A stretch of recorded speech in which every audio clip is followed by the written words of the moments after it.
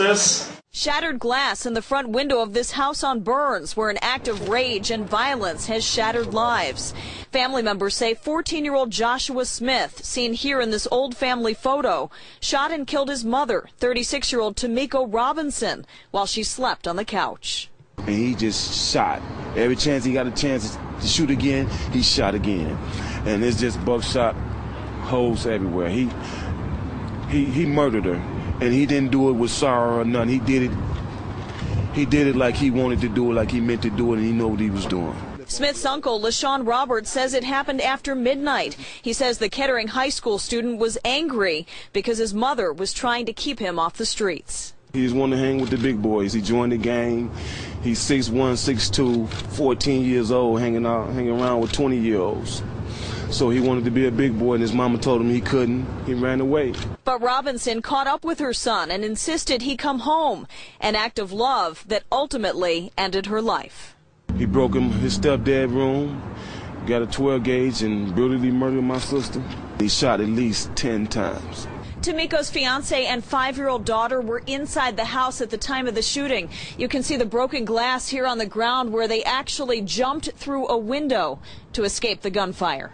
Smith was arrested a short time later. We're told police caught the teen driving around in his mother's car. Robinson was a dialysis patient who was battling lupus. Her 5-year-old daughter witnessed the shooting and has been asking relatives the heartbreaking question, why would someone want to hurt mommy? In Detroit, Robin Schwartz, Fox 2 News. All right, so that's one of the things, and that's for you mothers who are in denial when your children are demons. That's one of the things that can happen. So this mother tried to keep her boy out of gangs. He liked the gang life so much he went and killed his mother. Shot her 10 times with a 12 gauge. Okay? So now, Liam, go to the next one. This week, Detroit 300, the well-known crime-fighting community organization, announced its plans to hunt down the killers of children in the city of Detroit. In the wake of the recent murder of 9-month-old Delrick Miller IV, the group intends to target local hotspots where area gangs hang out. On July 10, 2011, 3-year-old Ari Berry was shot and killed as she played inside her home. On July 24, 2011, 5-year-old Mariah Smith was abducted from her home, tortured, and burned in an abandoned house. On December 2nd, 2011, 2-year-old Bianca Jones was allegedly abducted. Many in the community don't believe that, yet still today she's missing. On January 31st, 2012, 12-year-old Khadijah Davis was shot to death while she too was in her home. Finally, on February 20th, 2012, 9-month-old Delrick Miller IV was shot to death by AK-47 round as he slept in his home. We're calling on all men to stand up. If you have an ounce of courage in you, if you have an ounce of fearlessness in you, we're asking you to stand up. We're not asking you, we're demanding you to stand up. Because these babies have been killed on our watch. These babies have been abducted on our watch. These babies have been accosted and victimized on our watch. So as men, it's demanded upon us to stand up. Now our question to you is, where are the uncles, the cousins, the fathers, the brothers of these victims, these babies? Where are you at? And what are you doing? Our message to the gangbangers and anybody else that's engaged in a lifestyle that put babies like this and our seniors in jeopardy of their lives. We're telling you, there is no coming together with you. Period. There is no uniting with you. Let it be known from this day forward, you are our enemy. Period. There is no coming together. Period. There is no seminar. There is no workshop. There is no session. There is no sit down to talk about you. We are coming after you, period. Today is the wrong day to be on the wrong side of the law. Reporting from the Northwest Activity Center on the city's west side, TellUsDetroit.com. All right. So after a while, brothers get sick of the knucklehead young black man. Like he said, ain't no seminars, because you always want a seminar. Why is the young black and Latin man acting stupid the way he acted? You can't sit down a lot of these times and talk with them. If our people cannot repent, I'm going to go to the scriptures. Let's go to Deuteronomy 21. And the good question that the brother asked, see, the one thing, that's a mix of Christians, Muslims, and different things. The Most High is not going to be with that. We got to come together as Israel and stand together. Then and only then will the Most High be on our side. Okay?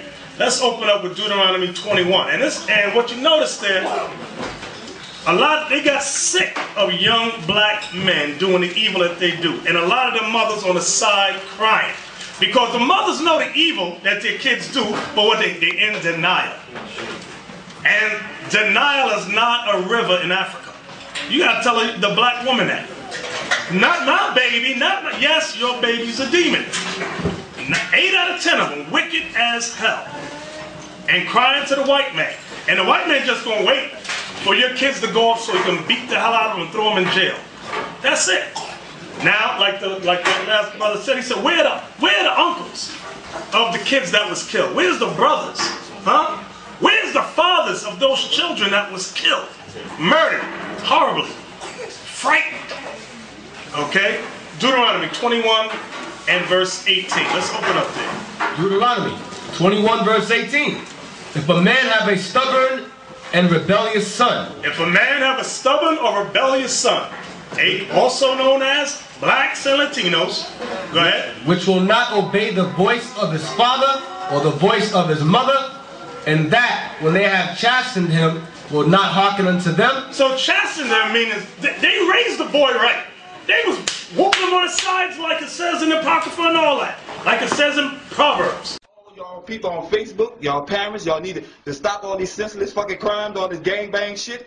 This my fucking nephew right here. He ain't no gang member. We don't come from that shit. You tell him. All that bullshit, but all that's fake. All that fake, but this ass whooping ain't gonna be fake. Get that on Facebook. Tell him about that. Tell him that. Tell him about, show him that. Show him that. Facebook that. The gang member, huh? No, smoking weed last night too, huh? Raise your hand or stomp your motherfucking ass. I wasn't lying. Tell him you was lying. Don't tell me. I know you fucking ass now. I wasn't lying. Dang. Hey, up all the fucking killings and all that fake ass rap shit. Tell him. That's fake. We don't come from that shit. The war family don't come from all that bullshit. And if I go in that motherfucking catch you, any shit, anything, I don't give a fuck if you say happy birthday, God, I'm gonna whoop your ass. You hear me? You gonna what? Don't tell me. Don't tell me.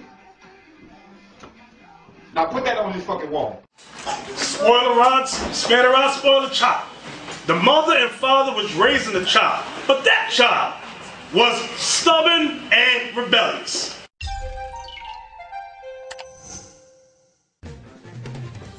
It was love, and I wanted to really show that he's not a gang member.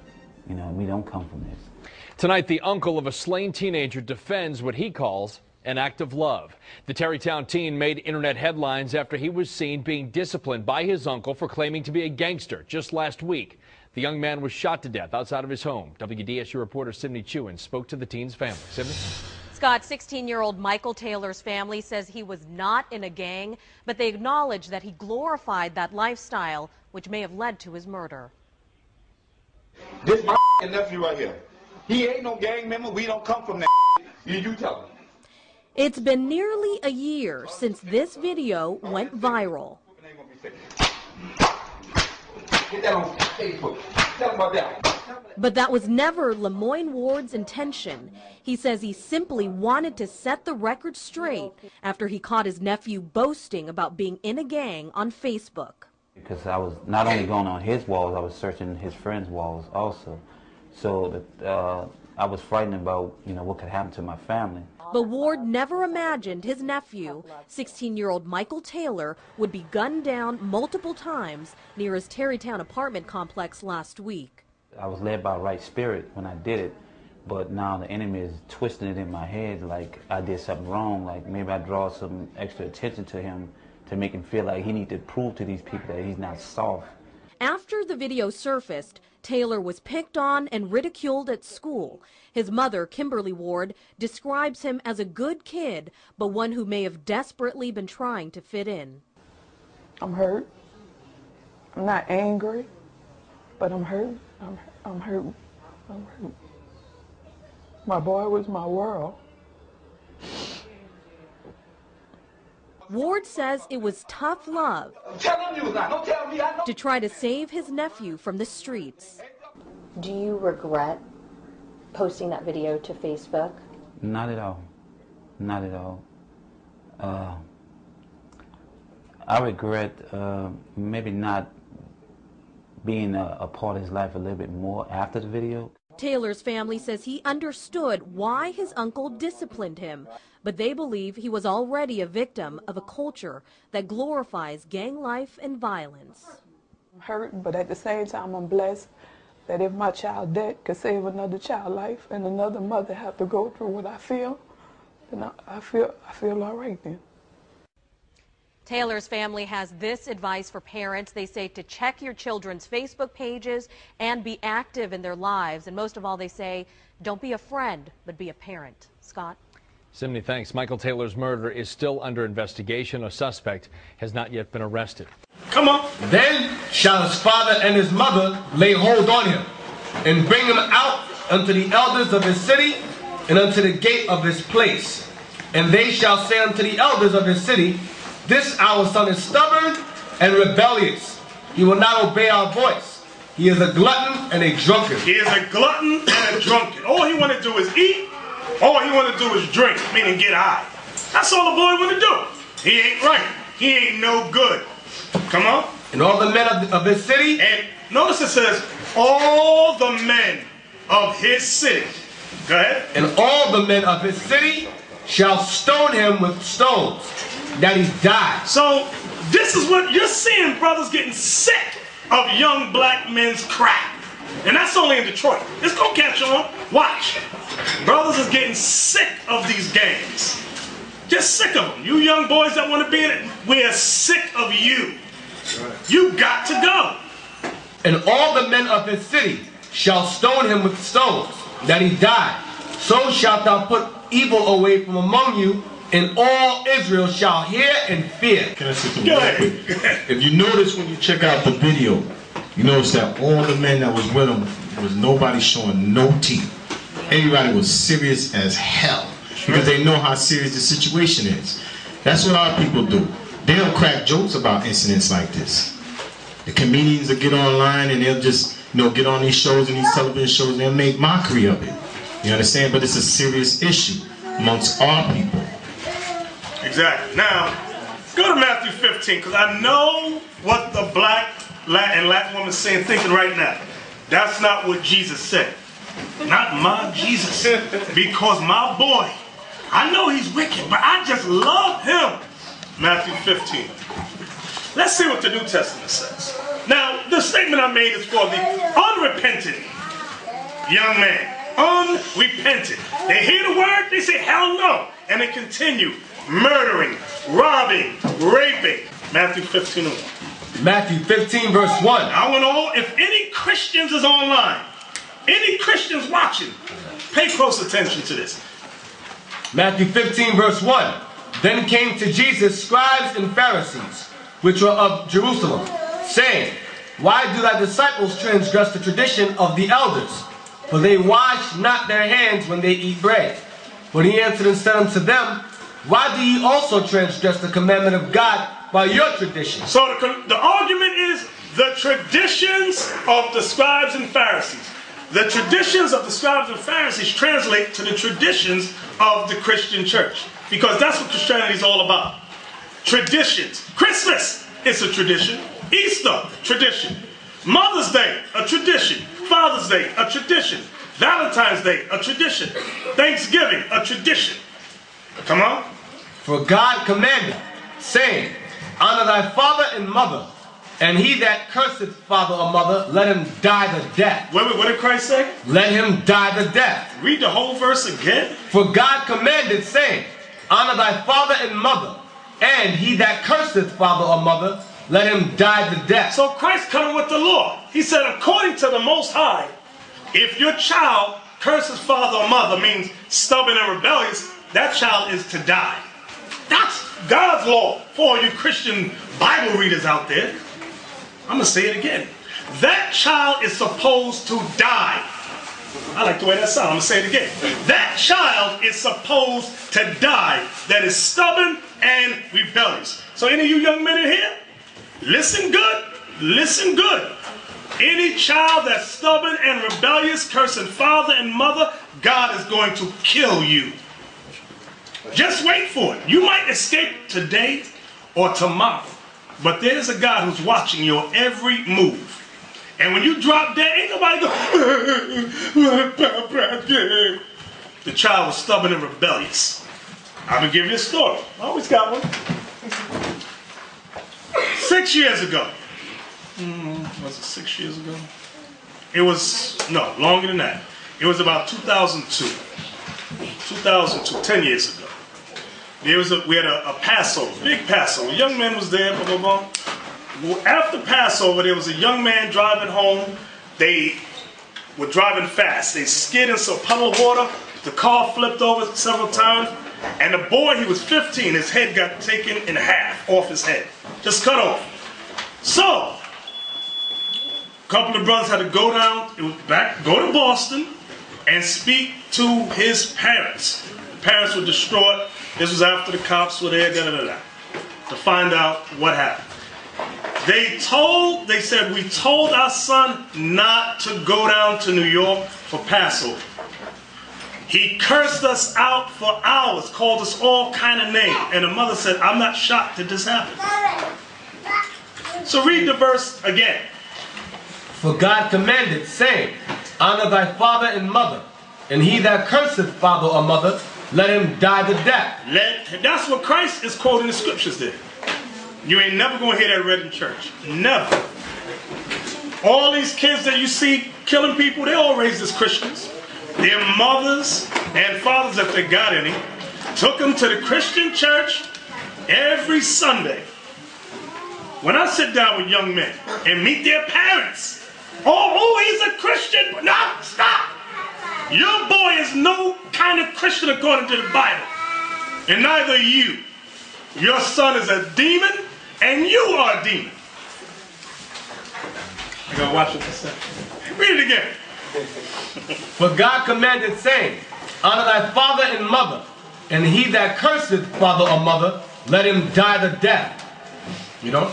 Yeah. But ye say, whosoever shall say to his father or his mother, it is a gift, by whatsoever thou mightest be profited by me. Right, so the Pharisees had a tradition.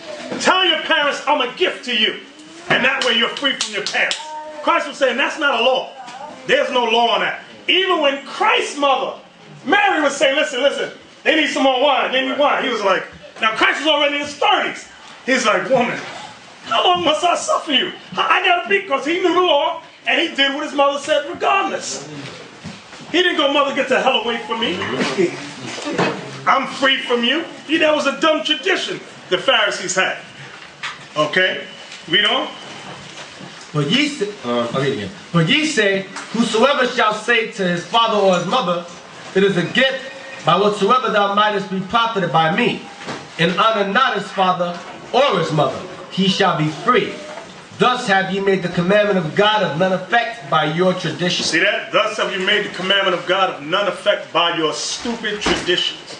All these traditions that's pushed out in society keeps our young men in sin, our young girls in sin. Okay? Go to Leviticus 5:1. And I'm glad the Most High making these men, these brothers, getting sick of evil, rebellious young men. And there's no seminars. Let's have a seminar and talk to the gangs. That don't work. I hear that all the time, every week. Gangs be shooting, then they go, what can we do? Here come a knucklehead. Let's have a basketball game. Are you kidding me? I'm sitting there looking at him like, are you kidding me? A basketball game, that's going to change the mind? You putting on shorts and throwing a ball through a hoop is going to change your mindset? I said, I don't want no part of it. I ain't playing. I ain't getting the kids together. I ain't doing that because it's stupid. You know, you know what they do? They say, I know y'all heard of it, let's have a truce. Because a lot of these games, they want to form a truce. And you know what them truces are for?